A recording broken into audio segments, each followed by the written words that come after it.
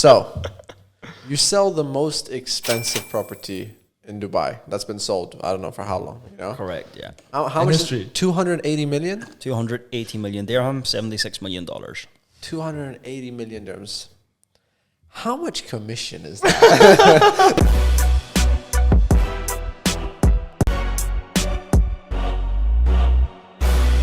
Welcome back to the show. I hope everyone is having a great week. I'd like to introduce today's esteemed guest, the billionaire broker, the deal maker, the best closer, Conor McKay. Woo! First and foremost, I would like to say a big congratulations for you for just recently, about last month, you sold Dubai's most expensive property in the history of time. Wow. For a whopping $76 million, 280 million dirhams. 280 million. We're going to get It's into a lot that of money, for right? sure. I mean, just the commission on that is in the millions. That's a We'll get into big it. deal. Aside from that, Conor is from Ireland. He came here in 2017 as a teenager. And he came with a one-way ticket. And now, just 5 years later, he is arguably Dubai's best ever agent. Last year alone, he sold 750 million in real estate. He is only 25 years old and he's achieved so much. He still has a long way to go. Today, we hope to learn from him all his strategies for negotiation, for sales, for confidence. And we'll go a bit into your story since most people don't really know. Yeah, let's do it. Thank you for having me. No, bro, it's a pleasure. So you're only 25 years old. Tell us a bit about your story, your journey. How did you start and what brought you here? Yeah, well, look, just turned 25 April this year. You know, I've always been fascinated with sales in general. Started from a very, very young age, from running a tuck shop in school. What's a tuck shop? A tuck shop is basically, well, unofficial tuck shop. So I have a kit bag, like a duffel bag. Okay. I had it filled with, chocolates, sweets. You're a school hustler. School hustler, same like yeah. me. Like selling Kit Kats and stuff. You're Honestly, the plug. You're the plug. One of the best sellers was Kit Kat Chunky. Exactly. You bought the pack for £2, sell them £2 each. I know. I used to have these Arbitrage. hustlers, yeah. Quick arbitrage. The ones that sold the fastest was the Kit Kat Chunky I caramel. know. Oh, okay. Caramel, huh? Used to charge an And you extra could 25, 50p. I used to buy those. I used to buy from people like him in school. You got the chunky. He's like, I got one piece left. I got one piece. There's always one piece left. Yeah, there's always that Always one piece left. And that's Same with properties. And then that's an extra pound, the one piece, you know? So. Yeah. No, it was good. I think it probably started before that when my granddad used to take me to like a car boot sale. Yeah. So I would gather anything from the shed, whether it's old football boots, CDs. I used to actually make, the old DVDs, used to run them off the internet and sell them. Like pirated movies. Yeah, so I mean, obviously Very nice. unofficial, You do what you but have to. yeah, that's just what I done when I was younger. I enjoyed doing a buzz of doing a deal. What was doing it? a Was sale. it like because you maybe didn't get a lot of pocket money, or was it family, or was it just out of a hobby or passion? Was it family? Look, I didn't come from a wealthy family, but I was, if I did want like something like football boots or whatever, my mum always, she went out of her way to do what she could, which was nice. But again, look, I have been in a situation when I was younger where I was in maybe a class where I did have like a richer friend and they had like the new football boots or that or whatever it was in the case, and I knew that obviously I maybe would have to do something else just to add to it to be able to get to it, and that's what always keeps you grounded as well now. Yeah, exactly. You remember where you came from. Yeah, of course. Don't forget your roots. Of course. But yeah, look, I came here, just over 5 years ago, one-way ticket when Virgin Airlines was actually flying to Dubai. I don't think they do no more, but yeah, I'll never forget that day because obviously going to a different country, I've never been in Dubai before, so I was just doing research about it. Usually people who have moved here have been here before, they've been here on a holiday a few times. This was absolutely new to me, and it's a completely different culture change from where I'm from. I mean, you must have had like some friend or someone. No one. I knew nobody. So when you came, you just stayed in a hotel, Airbnb? I stayed in a hotel in Al Barsha for 7 days. After that, I didn't know where I was going to go, so I ended up living in a maid's room. No way. In JBR for 5-6 months. Yeah. That's nice. Yeah. Struggled to pay the rent there as well. There was times I didn't pay the rent. How much was that rent? Jeez. Just to wonder. 3,000 dirham, I think, at the time. Oh, for a room? Yeah. That's For expensive. Yeah, maid's room. man. But JBR, I guess. I guess it's a good location, but Well, at the time, I'll be honest with you, I didn't know the location, like what was good location, what was not. For me, it was how can I get access to the office, and I had to obviously get the little tram, then the tram to the metro station, and the metro station took me right to Golden Diamond Park, where my office was at that stage. So like 2 different types of transport every day. Yeah, like I mean, I would been going to the office, obviously leaving at 8 a.m. or whatever, tried to get there on 9. And then I would be leaving the office sometimes 11:30, 12 o'clock at night, and then coming back. And we would just be honestly drained. Drained. Well, when you came to Dubai, did you have the job here waiting for you, or? Yeah, I got the job before I came. Okay. Yeah, I had before I was doing obviously real estate. I was in car sales at the time, and Interesting. yeah, so I just had enough. I had a really bad day one of the days, and it was like hailstoning, like snowing, and I was cleaning the car tires, and I was like this is not for me. Like, where's this back in? Back in Ireland, Oh, okay. and it's like this cannot be my life. And I had a big argument with the boss as well, because I was like the youngest person selling cars there, and it was a lot of these older men, and apparently I was too keen to get deals, and that I was stepping on. You're pushy. Not pushy, no, I was stepping on the toes of the other older sales executives who'd been there 15, 20 years, and basically I was told to like take a seat back and not let them have some, and that really obviously pissed me off a lot. So I was like, look, if that's what you want, I'm gone. Like, this is not for me. So we had a huge fallout, and You just took a flight to Dubai. I went in Thailand on holidays for about 2 weeks, and then I come back and just steaming off like losing I was losing my job anyway, so I says for hell with it. Take a paid leave. Yeah. While you can. Yeah. Go get a massage in Thailand. Let me relax. But yeah, no, look, and then I started obviously, just before that, I had started watching a TV program called $1 Million Listing, Los Angeles. I watched it, yeah. So that's the reason why I'm in real estate.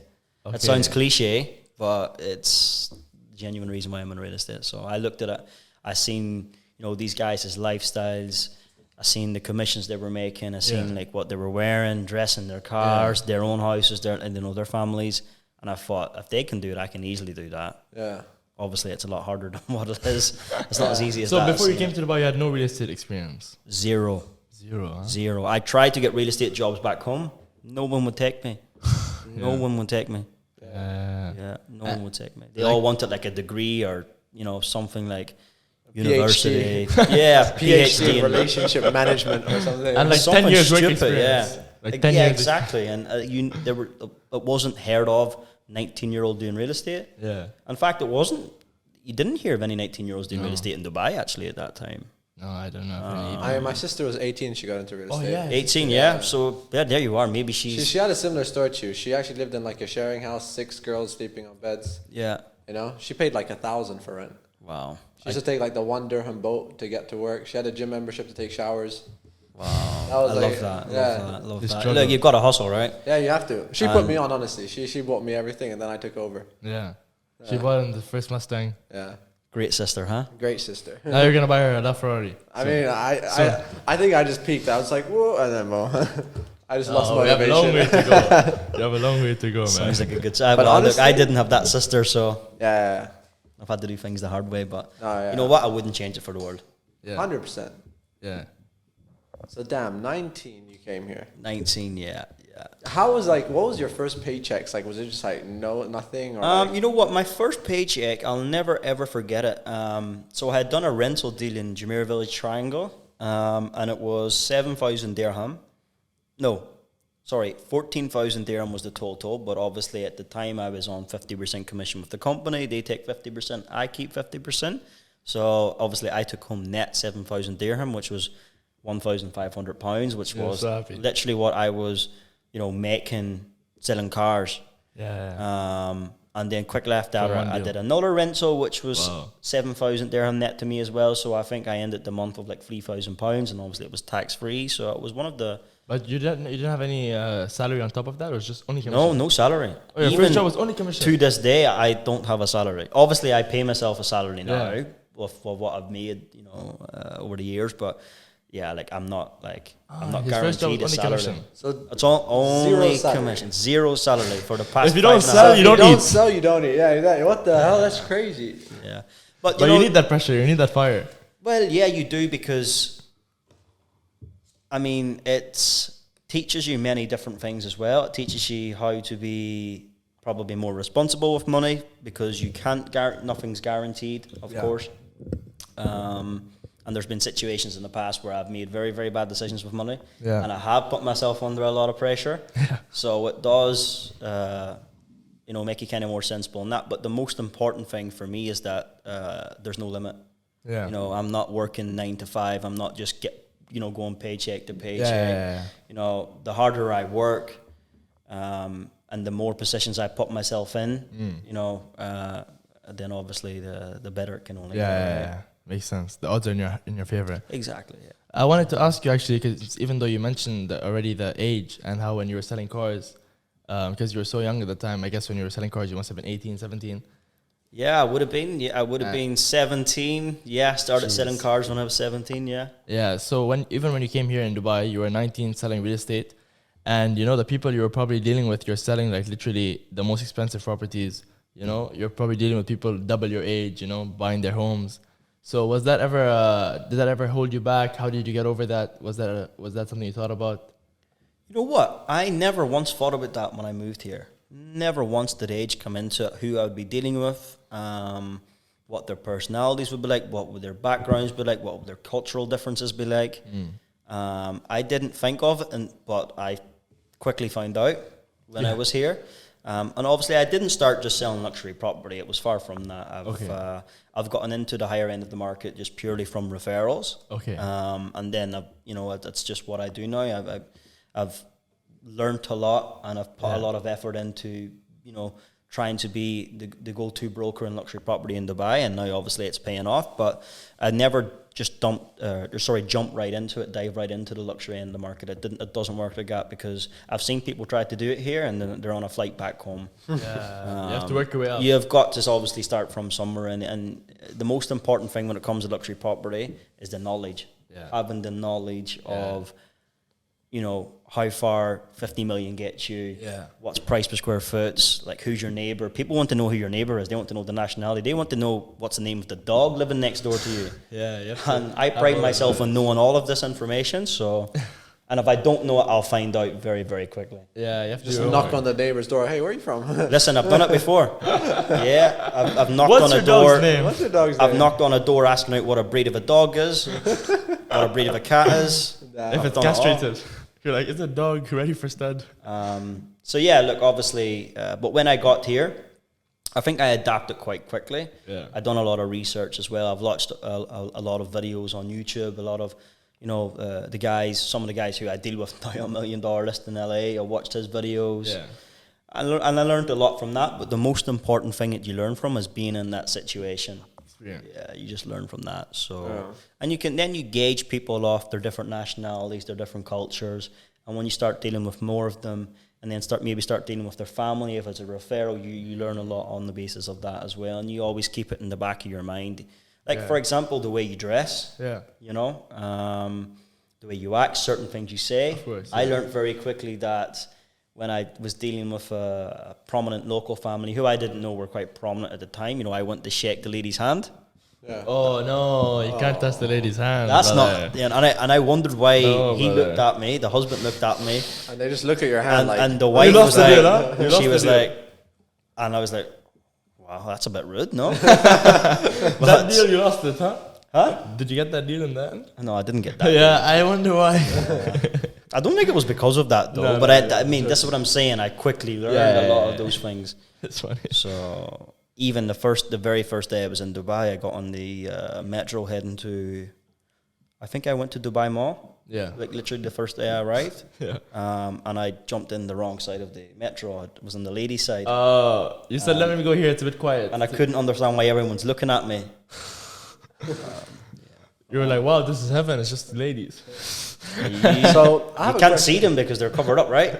But no, as I said, back to the question, you learn a lot when you're in the job and when you're actually here on your feet. Have you ever been involved in like a scam deal? Like not exactly involved, but like have you been put in a situation where someone was trying to scam someone and you were like in the middle of it, but then you found out, obviously, like someone might be trying to something sketchy.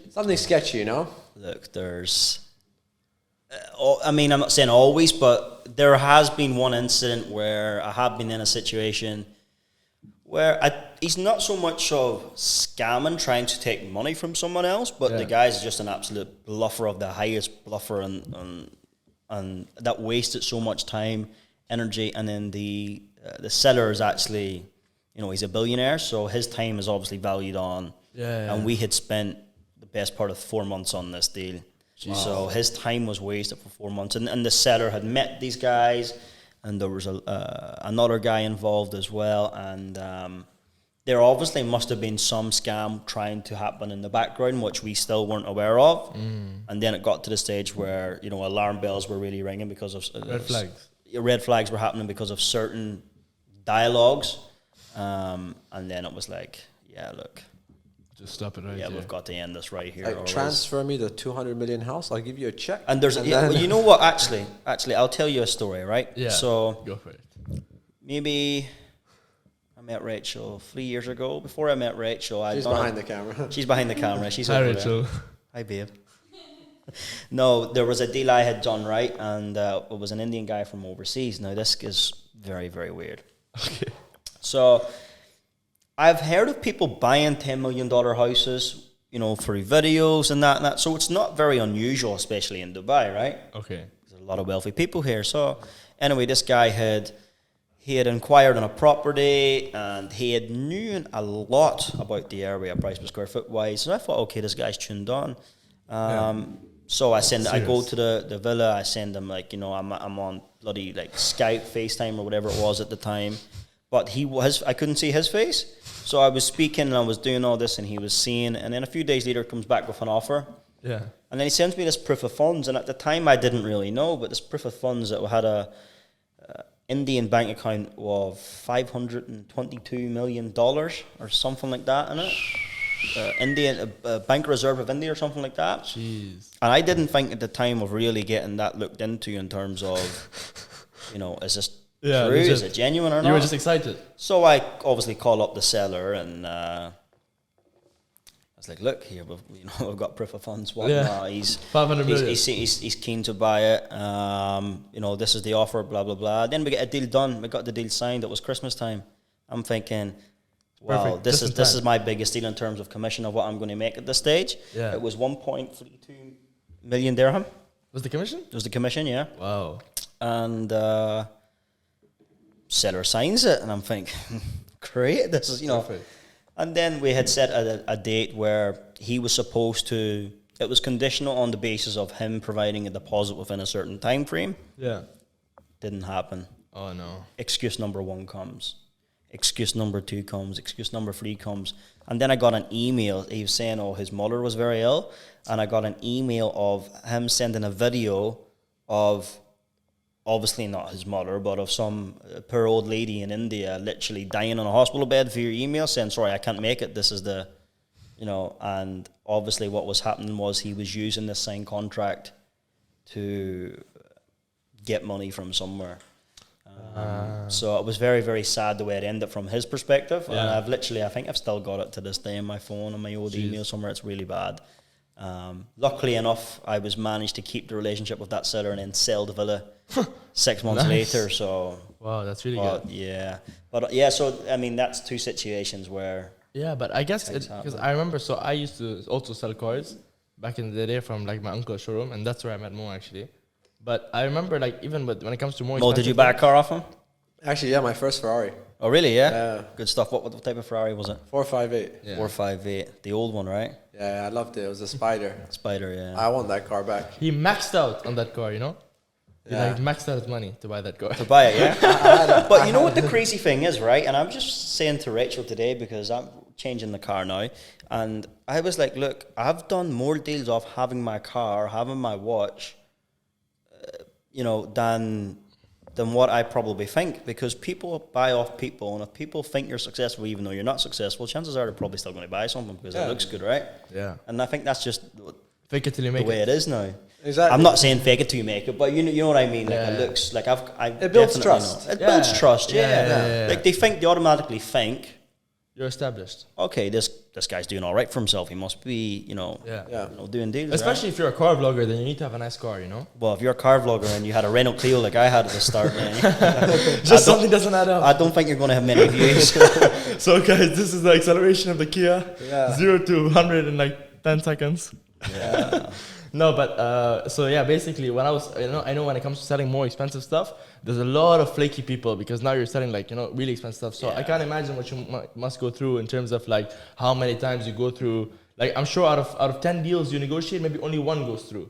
Like how do you deal with that kind of headache? And like, You know what? do Not get so much excited, now, to be honest, because the majority of my deals is on referrals. Okay. So you I know it's if I've trusted. done a job for someone and they're referring me to someone in their family or a friend, or I know that that's a reputable source. Yeah. Obviously, you're right in what you're saying before that. If I was just getting an online inquiry, Yeah.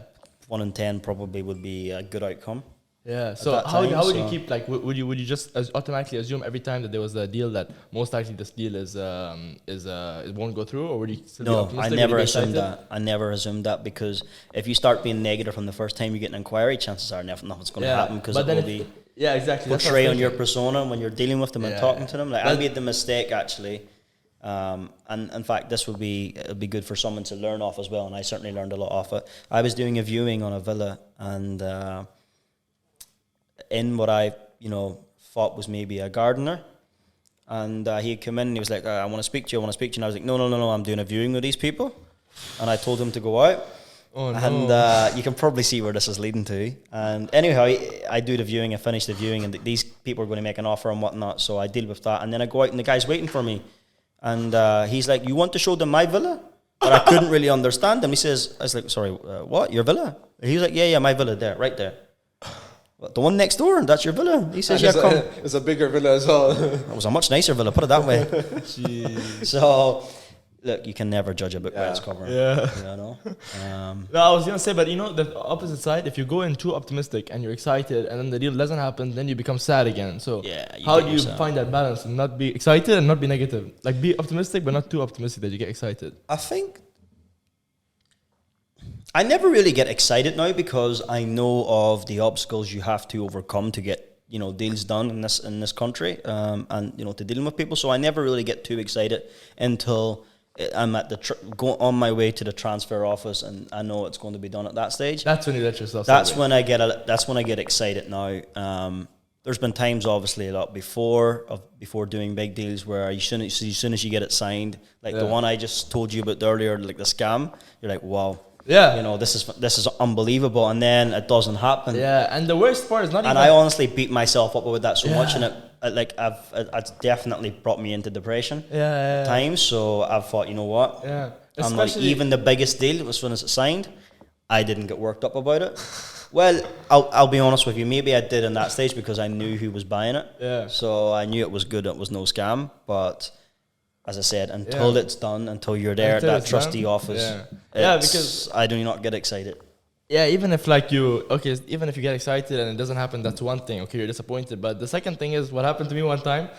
I got so excited that whatever the commission that I was gonna make on that selling that car, I spent it because I was still very young. Hey, I've done the same thing. You know what I mean? It's like you think that it's guaranteed. You're like, I'm rich now. The deal's not done, and then the deal doesn't happen. You're like, not only am I disappointed, but I've Look, actually lost. I'll money be honest now. with you. The only things guaranteed in life is death and taxes. Yeah, death and taxes. Yeah. Not in Dubai. No, kind of actually. Well, No, it's coming now, It's right? coming, yeah, It's coming. We had VAT, right? Yeah. No, I think there's 10% Nine, corporate yeah. tax or something. 9% corporate tax, 9%, yeah. So, I mean, it's still better than 30-40% anywhere Of else in course, the world, yeah. right? So obviously one of your best attributes is, I guess, your sales technique. So is that something that it's like a natural gift and a natural talent, or is that something you had to work on to build? You know what? I wouldn't say it's... Look, sales is sales, right? For me, the most important thing, and I think what gives me a big advantage over anyone else in the industry, is that I know everyone, and I know like everything about that area. So knowledge for me is literally my power. Obviously, when it comes down to negotiating deals, there's different techniques which you use, but I always, and every deal is different. You know, it comes down to something else. I feel like I'm quite good at putting pressure on buyers and sellers, but not in a pushy way, like indirectly. So it's not directly. Okay, give us the example. That sounds interesting. I can't give an example. Giving away too many secrets. No, I can't give an example. Okay, no but I worries, use no one worries. technique. I can use one technique, and so far it's never let me down. Secret technique. Yeah. You should make like an online course. And so, Who Well, knows? but- Maybe in the future, huh? Now I'm just enjoying what I do. I mean, I can see love my job. I can see the Cartiers. I can see the Rolex. I can see it's paying off well. yeah. Look, I'm pretty sure those are like 150K a piece dirhams. I think it's around that. That's the last time I checked. probably. Yeah, actually, I had a question here as well because I've seen like on your Instagram, you have a nice lifestyle. Seems like you spend a good amount of money. You've seen you wearing like $100,000 to $200,000 Richard Milles, fly all over the world, most expensive clothes. So, do you enjoy spending money a lot? Because some people on the podcast we have had Nas Daily, who's like they're all like minimalists, Yeah. to a certain extent. So, what's your approach on like clothes? No, you know what? Look, all these things are nice, but they're definitely not important things in my life. They don't make you happy at all, yeah. What makes me happy is coming home at the end of the day. I've got 3 dogs, mean the world to me. Yeah. Obviously, my girlfriend means the world for me. Yeah. So coming home and actually, being in a good mood. Yeah. Forget about the watch, the cars, none of that. None of that really matters. Although it's, it's so nice to be able to do those things. Yeah. But I get probably a bigger buzz off, treating, my girlfriend, my family, giving them experiences which they've never had. I get more of a buzz off that than I generally do buying watches and, Cartier or whatever it is. How many watches do you have though? 7? I think too many. Well, Rachel says too many. I've got 7. How much is the value? Because like each Richard Mille is like quarter of a No, million. I don't have any. I don't have any of them. You got rid of them? Yeah, I've got. To be honest, I'm a Rolex guy. Okay. Oh yeah. Yeah, so I like Rolexes. Yeah, I don't know what the value would be, but it's definitely 7 figures. Huh? She's exposed him. Saying, you know how much you spend. You know how much you spend. Don't lie. Rachel, She knows. She's written it down. He's trying he's like, yo, I'm paying taxes next week. I can't mention this, No, look. To be fair, I'm hugely into watches. Yeah. And I always was when I seen my cousin do quite well on a watch, and that kind of really. And then obviously being out here, I mean, Yeah, it's a watch heaven. a watch is like nothing. Yeah. And you were saying like about the happiness coming from like giving other people experiences. Yeah, that honestly, genuinely, that makes me more happier. Than I've seen that online. Like they say like basically I heard that like they say that happiness doesn't buy happiness, and they're like it does, but you just have to give it away. You have you have to give the money away. You always hear this saying that money can't buy happiness. Habibi, come to Dubai. Yeah. Blah blah blah. Look, money can buy you happiness, yeah, but at the end of the day, look, if you're money doesn't buy you health, does it? Yeah. I can't cure things, right? No. I can't make things better. Okay, it's nice. You'd rather cry in your Ferrari than cry in a Renault Clio, but at the end of the day, most important to me is probably coming home, seeing the dog, seeing the family, and that, and like going to different places, traveling and things like that. Yeah. So what cars do you drive right now? I've got a Range Rover, which was my dream car. Okay. So currently have my dream car. Very nice.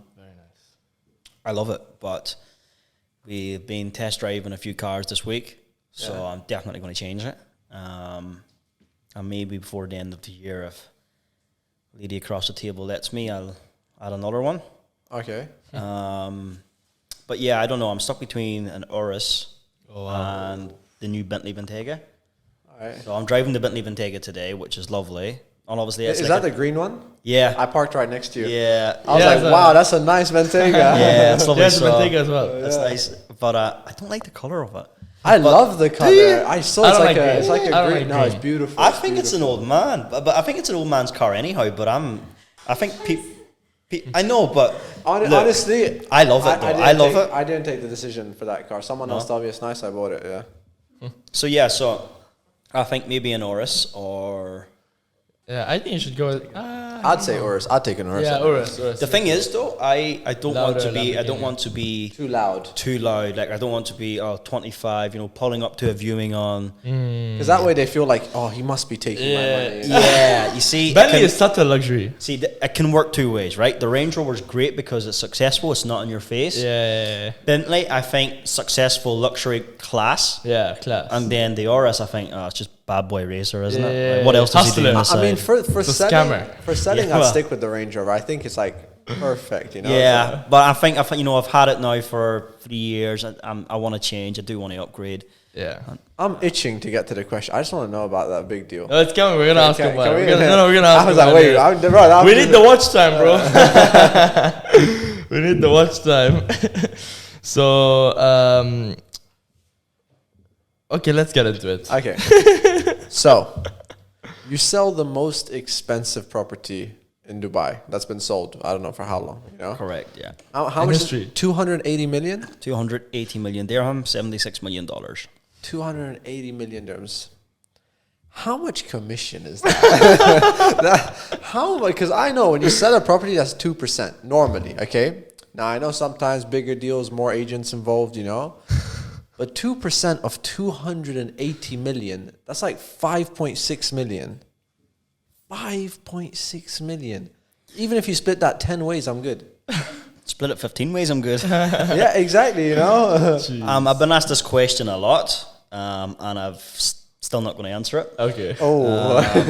But put it this way, it's a good figure. Yeah. I mean, the reason There's I a lot say of things I can't talk about in that deal, to be honest with. Yeah, Yeah. that makes sense. Because Right. the reason I say that is because I told you my sister was in real estate, and at Yeah. one time they were selling a building, and she told me like they met up and there was like 20 people involved. Oh, really? No, luckily. Obviously, I'm not saying that normally happens, Yeah. you know, but sometimes someone knows someone, you know, it's like a. You know what? I've just done a deal.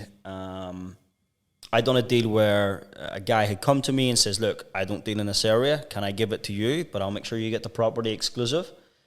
And there's a power of attorney involved in it as well. Okay. And there was like 4 people needing paid.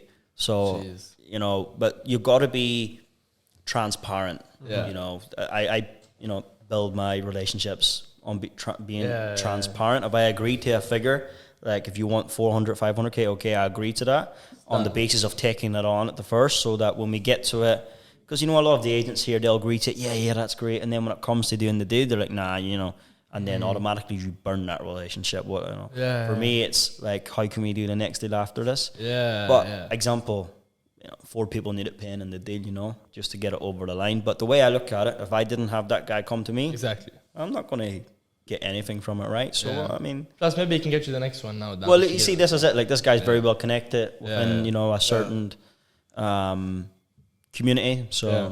100%. I feel like relationships are worth a lot. Like even the way we deal, like people bring us deals, but we never try and go straight to clients. Like if you brought it to us, you're the one dealing Look, it. I, learned that way as well. Starting out and being a hustler, you want to make as much money as possible, and you don't look at building relationships when you're there. For me, it was like short term. Yeah. Now my view is completely different. Obviously, I'm here long term. I was always going to be here long term anyhow, but I, value myself on building these relationships and getting more out of them rather than just, screwing someone over for a couple $100K, which happens day in, day out here. You never know what waters you need to cross, so don't burn the bridges. Exactly. All right, now I know we can't talk about too much of the details of the 280 million, but like, Summary. How did that property come to you? Like, did you find it? Well, whatever you can say, Yeah, whatever. no, I can speak about that. No, look, I was driving on this particular street a day, and I was amazed by this piece of real estate, which was still under construction. I was like, wow, like this is a game changer. Okay. In Palm Jumeirah. Palm, yeah. And I was like, you know what? I'm going in. What's the worst can happen? Someone tells me to get out. I'm going in. So the garage door was open. So I walk in while they were still doing bits and bobs inside it, like finishing it off. And I was walking around, 3-piece suit, looked very out of place. Didn't look like I owned it, number one. You look like the construction manager. Do this. Even better than the construction manager, I look like. And there was an architect there. And the owner was there. And they look over at me and they were like, what are you doing here? I was like, can I please speak to the owner of this property? And he was like, I'm the owner. And I was like, look, this is unbelievable. Can you show me around? Like, I'm just fascinated by it. Can you genuinely show me around? He was like, yeah, no problem. I'll show you around. Yeah. Shows me around the full villa. He's like, don't even ask the question. It's not for sale. It never will be for sale. I was like, okay, fair enough. But like, I'm thankful that you've showed me around. Yeah. Look, here's my card. Can we stay in touch? If you're ever interested in something or any family, can you please keep my name the back of your mind. Yeah. And I pestered him. I kept on him like every month, every few weeks. How's it going? Not to sell it. Nothing to do about selling it. Just regularly updates, keeping in with him. How's it going? You took his number on the spot? Yeah. I wasn't leaving him without his number. I was not leaving without his number, and I gave him my card. And, it was just proper hustling, I guess. And, look, every week or every other week, I would just drop him a message saying, hey, I just drove past, you've changed it, you want to change the grass again. So I would, because I was very interested in the property, but I would make him realise that how interested I was and how I noticed small things, like you painted the gate a different colour or something. Oh. So you routinely drive past it to check on it? Every week, without doubt. And, wow. I had built a relationship over a year and a half. Jeez. And there was only, at the end of the day, I think there was only probably one person ever going to get that property, and it was me, because I've been there from, I've showed that I care, and I did care. Did you have any references with the guy? Like, did you know him through any way? No, nothing. Zero. I just walked in. Yeah. I just walked Maybe in. you had a mutual nothing. You know what? We didn't know of each other at all. He didn't know of me. Why should he? Yeah. He's a billionaire. Yeah. Why should he know of me? I didn't know of him.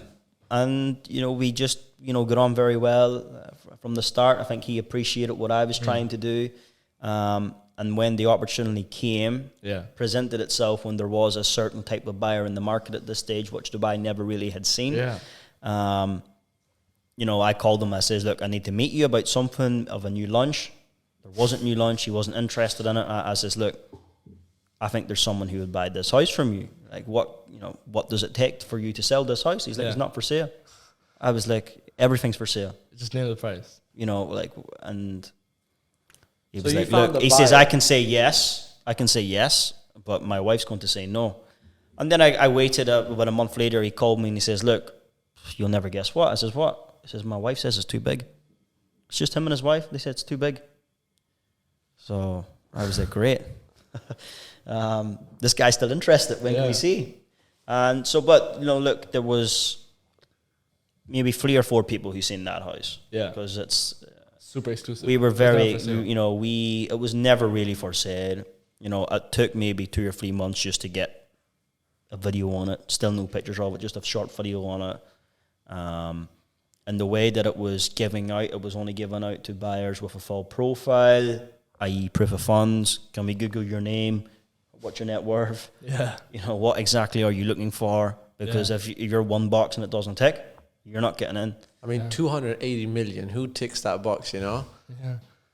A big net worth. Yeah. So, you can reveal the guy who bought it or the guy who sold it, or neither? No, I can't. No, it's okay. It's okay. No worries. But how did you find the buyer? Was he an old client? No, look, again, I built a relationship with another agent who I worked with. And it's funny, actually, because I have represented the buyer's sister-in-law without even knowing that they were related. And he told you?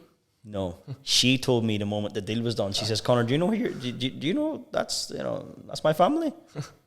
You were like, whoa. I was like, so what? You made me deal with someone else when I could be dealing directly with him? Yeah. She says, well, you didn't ask. I was like, well, how am I supposed to know? Yeah.